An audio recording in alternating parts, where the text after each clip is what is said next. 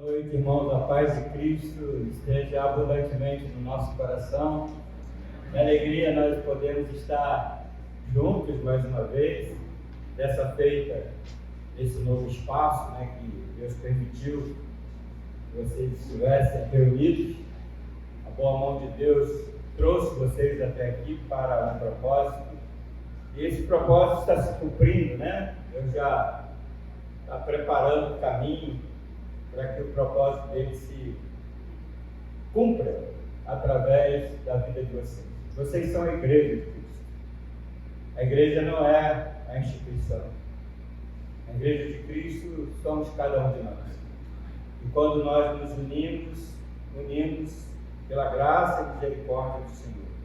Quando nós nos reunimos, o Senhor está presente para edificar a sua igreja, para fazer dela um baluarte, neste mundo onde nós só podemos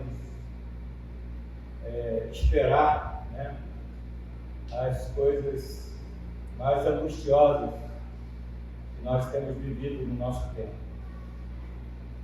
E eu estou aqui, com o presbítero Sérgio. Gostaria que ele ficasse de pé. Alguns irmãos ainda não o conhecem. Presbítero da Igreja Presbiteriana do Sul, servo do Senhor, presente, acompanhando o pastor. Está substituindo o presbítero Edson. Na reunião do conselho foi combinado que o outro presbítero estivesse aqui, mas o Senhor resolveu trazer o Sérgio. E aí a combinação não dá certo, Muda, porque o Senhor é que tem a última palavra. Está conosco a irmã Nilza, que desejou muito conhecer a congregação. Gostaria que ela ficasse de pé. Essa é a nossa irmã. Quantos anos a senhora tem, irmã Nilza? A minha idade? É. Só 87 anos. É isso. E eu pedi para ela falar porque é uma das membros mais animadas também da igreja. Depois do pastor, quem fala mais é ela. E ela não perde um trabalho na igreja. De manhã, de noite, quinta-feira, na casa, não perde. Ela está sempre lá. Eu louvo a Deus pela vida da irmã Nilza, que é um agente de Deus para o crescimento da igreja e para abençoar a igreja na caminhada. E hoje ela resolveu, de manhã, falar assim: quem é que vai? Porque eu quero ir. E ela então nos mobilizou a Bitvan para poder estarmos juntos aqui. Obrigado, Ana. Obrigado pela sua companhia, pela sua presença ao nosso lado nessa noite. E eu quero parabenizar a igreja. 4 anos de trabalho, 4 anos de existência, 4 anos que o Senhor chamou um grupo para realizar um propósito. E vocês estão dando continuidade aqui a um chamado que Deus fez lá atrás. E o propósito é sempre que o nome do Senhor seja glorificado, Então, nesse lugar, o Senhor escolheu aqui para nos reunir, para que neste lugar, nesta região, o nome do Senhor seja glorificado. E eu me alegro com vocês, porque o Senhor escolheu vocês para que aqui o nome dele fosse glorificado, e só pode isso acontecer através da vida de vocês. Deus não escolheu nenhum outro, escolheu vocês, para que através de vossas vidas o nome do Senhor seja glorificado. Que privilégio, Que privilégio nós temos, que privilégio cada um de nós temos, de fazer com que o nome do Senhor seja glorificado aonde nós fomos plantados pelo Senhor. Pensando nesse propósito de agradecer a Deus há 4 anos de existência da congregação, eu escolhi para a nossa meditação. Eu estou sem óculos, me perdoe se eu tropeçar na palavra, nas letras, E se eu ler errado, por favor, me corrija, por favor, tá bom? Carta do apóstolo Paulo aos Coríntios, na segunda carta do apóstolo Paulo aos Coríntios, no capítulo 4.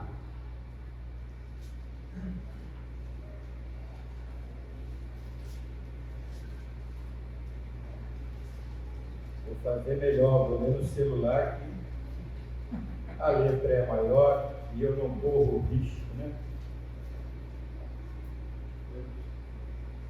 2 Coríntios, capítulo 4, a partir do verso 7, diz assim a palavra de Deus: Temos, porém, este tesouro em vasos de barro, para que a excelência do poder seja de Deus e não de nós. Vou repetir o livro, o capítulo e o versículo. 2 Coríntios, capítulo 4, verso 7. Vamos ler novamente.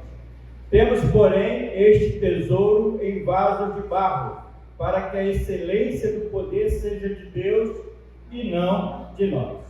Em tudo somos atribulados, porém não angustiados, perplexos, porém não desanimados, perseguidos, porém não desamparados, abatidos, porém não destruídos, levando sempre no corpo o morrer de Jesus, para que também a sua vida se manifeste em nosso corpo, porque nós que vivemos somos sempre entregues à morte por causa de Jesus, para que também a vida de Jesus se manifeste em nossa carne mortal, de modo que em nós opera a morte, mas em vós a vida.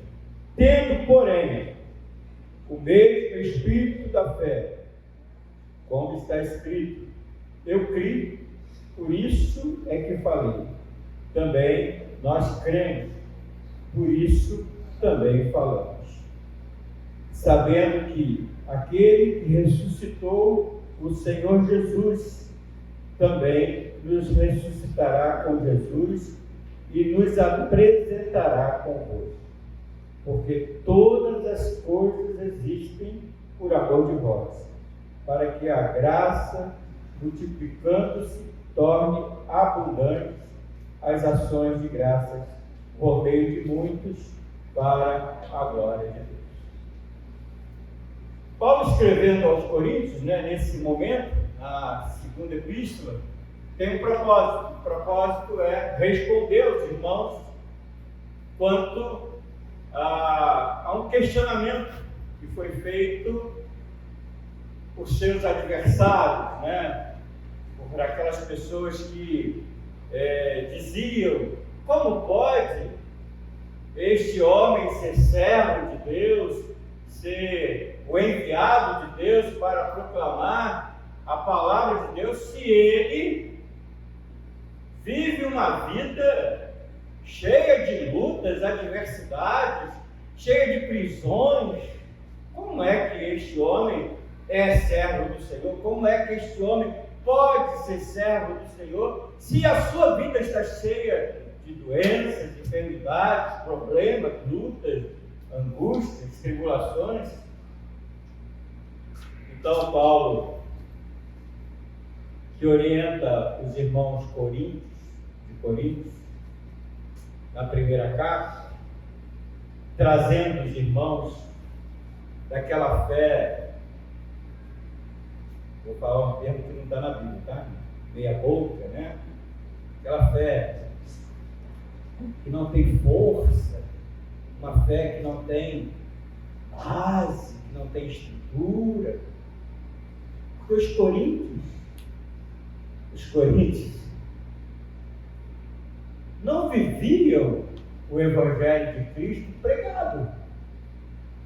Viviam conforme a sua própria vontade, os seus próprios anseios, os seus próprios desejos. grupos dentro da igreja, grupos formados, porque uns se achavam de Paulo, outros se achavam de Apolo, outros se achavam de Cefas, Pedro, outros até se achavam de Cristo.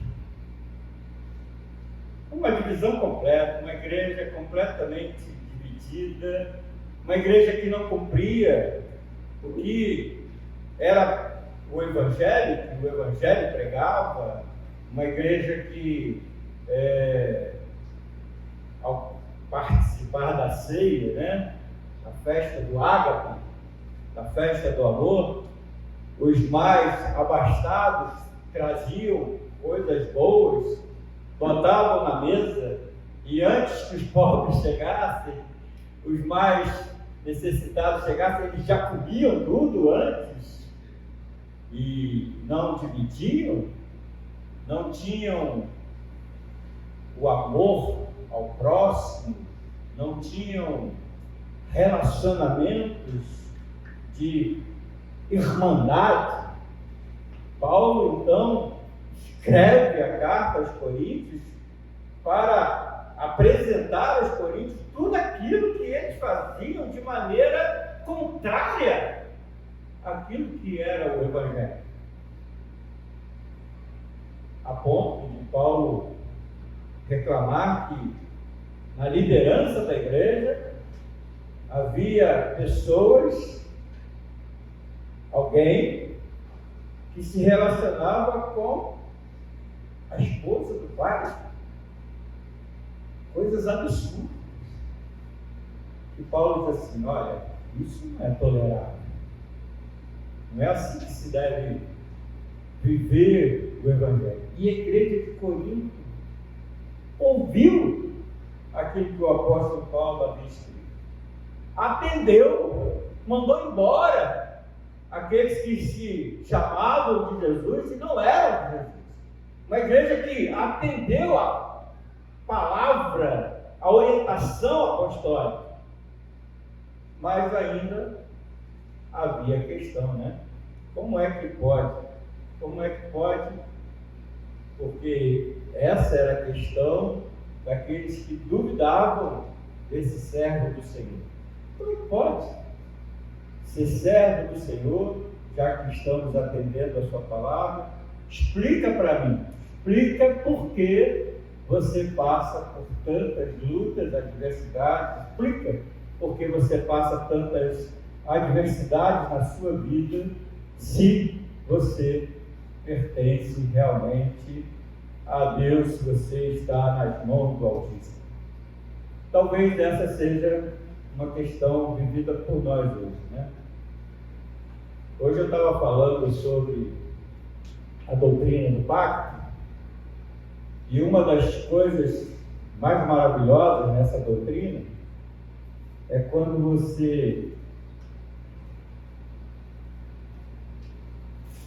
abre as Escrituras, lá em Tito, na carta que Paulo escreve a Tito, no capítulo 1, Paulo diz assim: Paulo, servo de Deus e apóstolo de Jesus Cristo, para promover a fé que é dos eleitos de Deus. Felizmente, as letras embaralham. Tito, capítulo 11. Para promover a fé que é dos eleitos de Deus e o pleno conhecimento da verdade segundo a piedade. E aí o verso 2: na esperança da vida eterna, que o Deus que não pode mentir prometeu antes dos tempos eternos. Que maravilha, né? Eu estava falando da aliança que Deus faz com Adão, mas antes de Deus fazer uma aliança com Adão, Deus fez uma aliança não com ele mesmo, né? Mas com o seu filho, e com o Espírito Santo. Segundo o apóstolo, segundo o servo do Senhor, que tem como função promover a fé dos eleitos e proclamar a verdade de Deus, segundo Paulo, ele tem como base o seu ministério, não na salvação proclamada agora, nesse momento, com a morte de Cristo, mas ele está firmado numa aliança que Deus fez na eternidade. Antes de Deus fazer a aliança com Adão, Deus faz uma aliança com a Trindade na eternidade para garantir, para dar garantias que Adão não perecesse lá no Éden. Percebe? Porque a morte era o castigo de comer a árvore que estava no jardim, a árvore do conhecimento do bem e do mal. Mas não era só a morte espiritual, era a morte. Certamente, no dia que dela comeres, morrerá. Mas, por causa da eleição, por causa do chamado de Deus, na eternidade, porque Deus escolheu um povo na eternidade, Deus preserva Adão. Vai morrer agora não. Vai viver 800 anos. Você vai dar luz a filhos, vai ter geração, vai multiplicar-se. Não vai morrer agora. Vai morrer só depois de cumprir um propósito.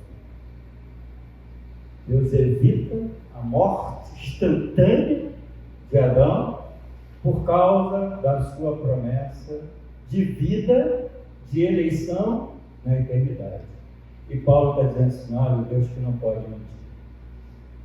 É Ele que nos chama, é Ele que nos convoca para estar diante dele, é Ele que nos convoca para viver uma vida segundo a sua vontade. Por isso o apóstolo Paulo diz à igreja: olha, o que é que eu tenho? Quais são os motivos pelo qual eu posso passar por lutas, adversidades, enfermidades? Por que eu posso passar por tudo isso? Porque eu sou vaso de barro. Eu sou vaso de barro. Eu preciso ser mudado. Eu preciso ser transformado. E a maneira como Deus tem a fazer isso é permitindo que eu esteja sendo moldado segundo a sua vontade, segundo o seu querer. Por isso, em tudo eu posso ser atribulado, eu posso ser angustiado, mas isso não me leva de maneira nenhuma à destruição, ao finalmente, porque Deus preserva a minha vida em meio às tribulações, em meio às dificuldades, porque Ele está com as mãos sobre a minha vida, Ele está trabalhando na minha vida.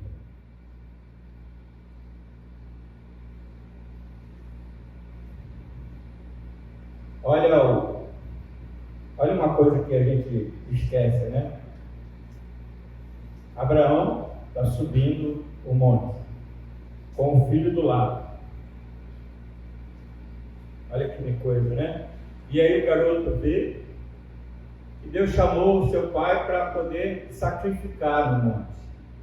E aí o garoto olha para o pai e diz assim: pai, tem alguma coisa errada. Alguma coisa está errada. Porque nós estamos subindo para fazer um sacrifício diante do altar de Deus, no monte, e aqui está a faca, o punhal, aqui está a lenha, aqui está o fogo. Cadê, pai? cadê o cordeiro? Cadê o animal para o sacrifício? E aí o pai, que é o pai da fé, sabendo que Deus requer, sabendo que precisa, em obediência à vontade de Deus, ir até o fim, até o finalmente, ele diz para o filho: filho, Deus provê. O pai não vai mudar um passo, nem para a direita, nem mais para a esquerda, porque ele está em obediência. Em obediência, o pai, Abraão, toma o rumo, ele está em obediência plena a Deus. Plena! Ele sabe que Deus exigiu e que ele precisa cumprir, porque Deus está e vai realizar a vontade dele, independente do que ele imaginar ou pensar. Portanto, não há dúvida quanto a Abraão. Ele não tem como duvidar de Deus. Ele vai até o fim e levanta o cutelo. Levanta. Só não abaixa, porque Deus diz assim: não faça isso. Agora eu sei que você me serve. Agora eu sei que você está a serviço. Não faça isso. Eis aí o cordeiro. Ele olhou para o lado e tem o cordeiro. Mas um pouco antes, alguns anos atrás, quando você lê o capítulo 15 do livro de Gênesis, Abraão está angustiado. Abraão está lá com o coração transtornado. E Deus aparece a Abraão e pergunta: o que foi, Abraão? Senhor, tu me prometeu me dar essa terra. Tu me prometeu que a minha descendência teria herança. Eu estou com a idade avançada, minha esposa é estéril. Não tem como isso se cumprir, Senhor. Eu estou angustiado porque as coisas não acontecem. As coisas não acontecem. É por isso que eu estou angustiado, Senhor. E aí Deus diz assim: sai para fora da tenda. E Abraão sai para fora da tenda. Deus diz assim: olha para o céu. E ele olha para o céu. Estrelas incontáveis no céu, brilhando, multidão de estrelas. Deus diz para ele: se você puder contar, assim será a sua descendência. A sua descendência será como as estrelas desse céu. É eu que estou dizendo para você, é eu que estou prometendo para você. A sua descendência será como essas estrelas do céu. E Abraão diz assim: mas como é que eu vou ter certeza? Como é que isso vai se confirmar? E aí Deus diz: então, vamos fazer o seguinte: prepara o sacrifício. Acordou de manhã cedo, né? Pegou os animais que Deus havia designado, cortou no meio, colocou lá de um lado do outro, um caminho no meio, colocou a pomba e a rola, não cortou esses animais, botou inteiros lá, e aí ficou esperando. Olha, Deus mandou preparar o sacrifício. Ele vai fazer uma aliança comigo. E está lá Abraão esperando Deus se apresentar. O sacrifício está pronto diante do altar, está lá, está pronto para Deus fazer aliança. Ele vai passar no meio e Abraão também vai passar no meio daquele sacrifício e a aliança vai se concretizar. E aí Abraão vai ter certeza de que Deus tem um pacto com ele. Deus tem um pacto. E aí o que acontece? O dia todo ele fica espantando as aves de rapina, porque Deus não aparece. O dia todo passa lá espantando urubu, gavião, querendo comer os animais, e Deus não aparece. De noite ele está cansado, tem um sono, e aí densas trevas tomam conta de Abraão, né? E aí quando ele está naquele estágio de trevas, de angústias, deitado, angustiado, aí Deus aparece. Abraão, eu fiz uma promessa para você, não fiz? Mas não é para agora. Vai acontecer daqui a 400 anos. Você vai viver bem, em longa vida, vai dormir com os seus pais, vai ter vida longa, mas a sua descendência vai ser escravizada, os seus descendentes vão sofrer na mão dos seus opressores. Depois que vocês saírem desse lugar, porque eu vou tirar vocês desse lugar, vocês vão sair com a riqueza daqueles que estarão naquele lugar, e vocês vão entrar na terra prometida. Não é agora, é daqui a 400 anos. E aí Deus passa um fogo, uma teofania de Deus passa no meio do sacrifício e faz o pacto, faz a aliança. Abraão não passa, Deus passa. O que Deus está prometendo? Porque passar no meio daqueles animais mortos simbolizava exatamente o seguinte: olha, que aconteça com esses animais, o que acontece com esses animais vai acontecer comigo se eu não cumprir a minha promessa. Deus está dizendo assim: olha, é impossível que eu não cumpra a promessa, é impossível que eu não realize a minha parte, é impossível que aquilo que eu prometi não se realize. E por isso Abraão deveria descansar. Na semana seguinte vai dormir com Agar.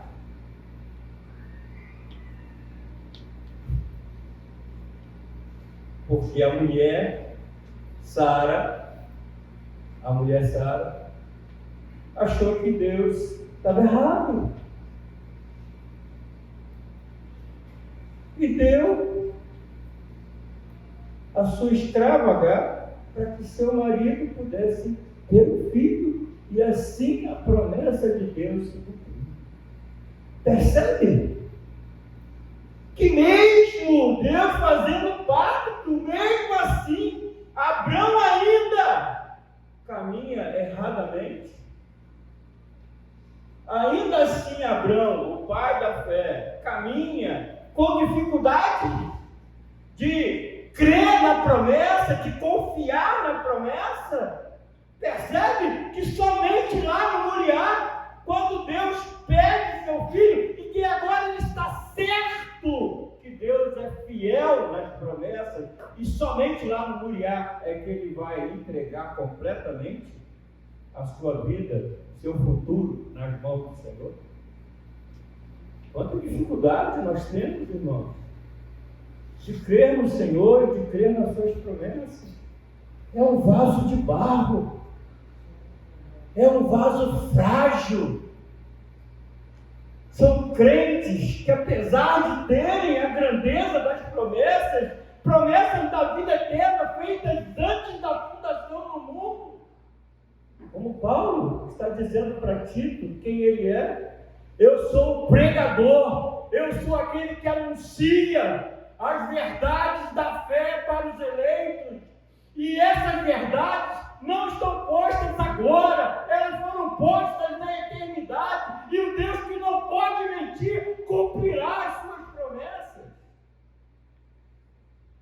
Você imagine quantos de nós não precisamos ser quebrados, refeitos pela poderosa mão de Deus, para poder então entender e compreender que Deus está na direção e no controle das nossas vidas.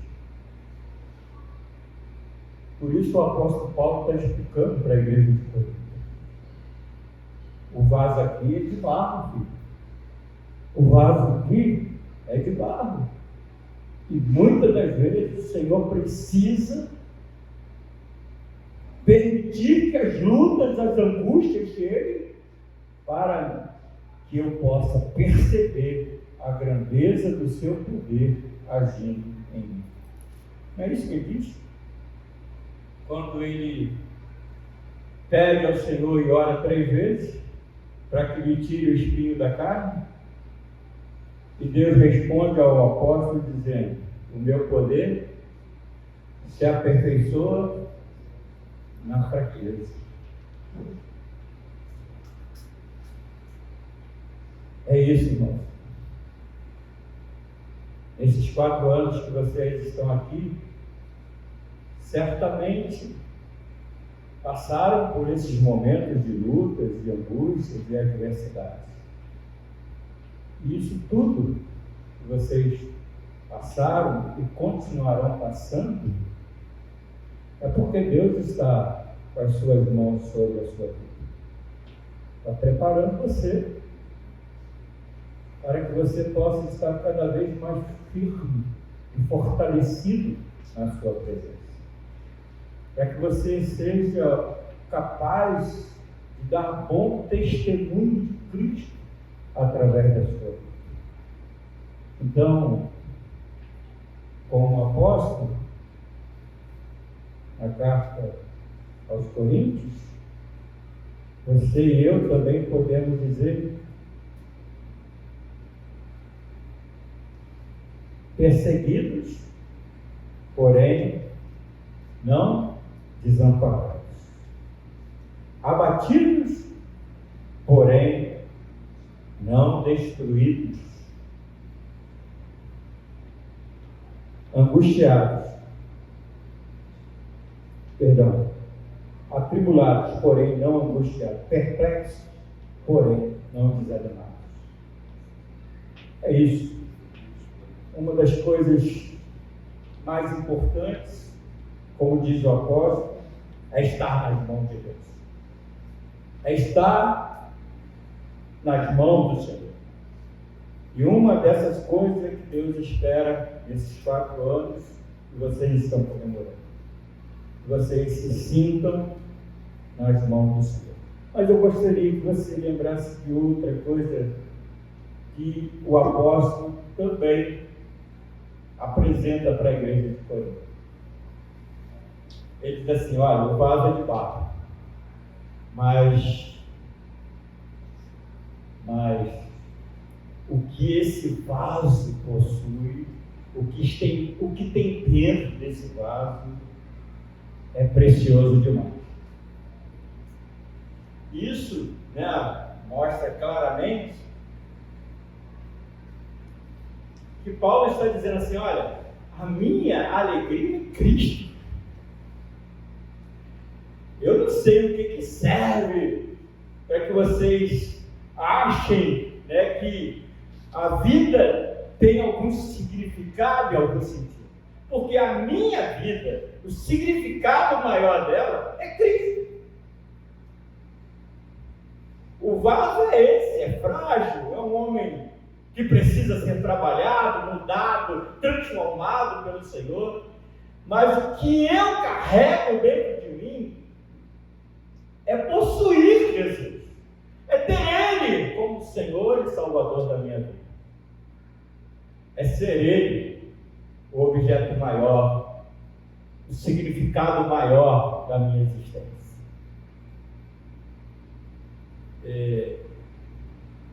Às vezes eu fico assim meio angustiado pelas coisas que acontecem na igreja.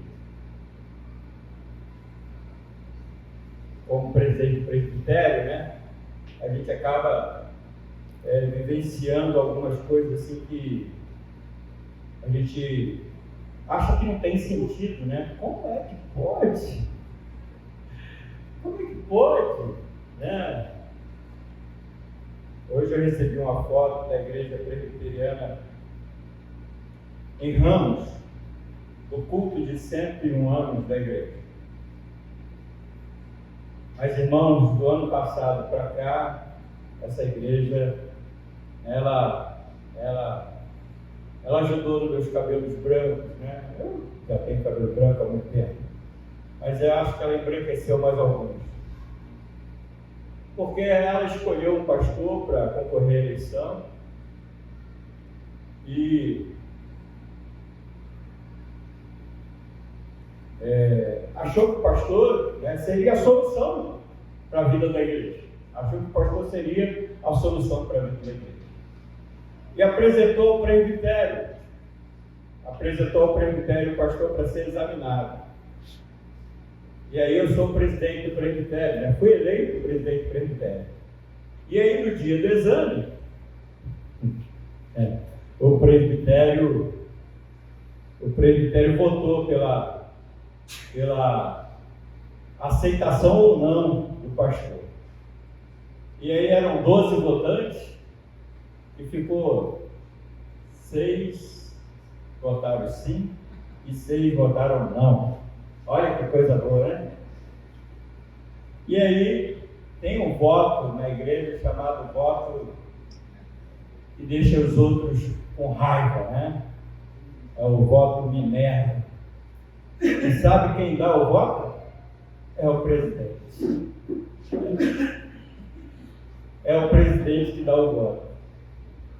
Aí os irmãos preocupados, né, com o meu voto, assim, vamos orar, pastor. Isso é inédito no nosso concílio, vamos orar.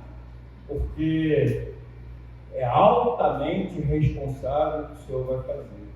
Eu falei, irmão, orar a gente vai orar, claro.